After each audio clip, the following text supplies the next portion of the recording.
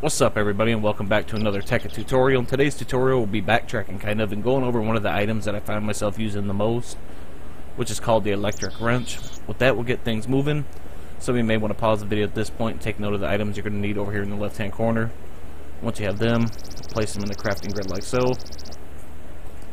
And as you can see, that gives us a rechargeable battery. Be right back when I have the materials next to make a wrench. Alright, so I'm back now. We're ready to craft our wrench, but before we can do that, we actually have to make bronze. Now, if you've been following the videos along and you have the rotary macerator like we have here, you can simply make bronze by sticking copper ore and tin ore side by side up here. And as you can see, that will slowly convert this into bronze dust, which will then need to smelt. I'll let this run its course real quick here and pop everything out of here. And now I'll show you guys how to normally craft it in a crafting grid. We're actually going to have to grind up a little bit more of this so that I can show you guys. Go ahead and get one more of those. And one tin ore will do. Normally, in order to make bronze dust, you would have to grind it up in your macerator, and then you would have to place it in the crafting grid like so. And as you can see, that would give us bronze dust also. Since we have the rotary macerator, it just cuts one of the main steps out. Anyways, once we have that, we'll want to come over here, stick this into our induction furnace, let this smelt down into bronze ingots.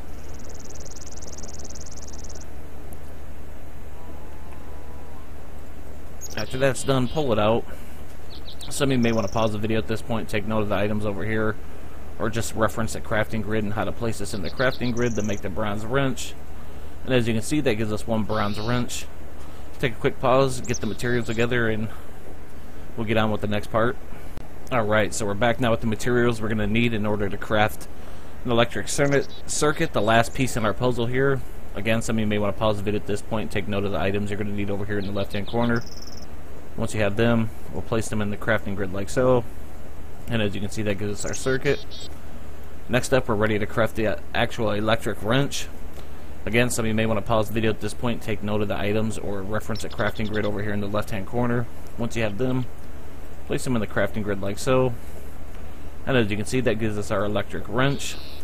In order to power our electric wrench, we can run down here to the MFE.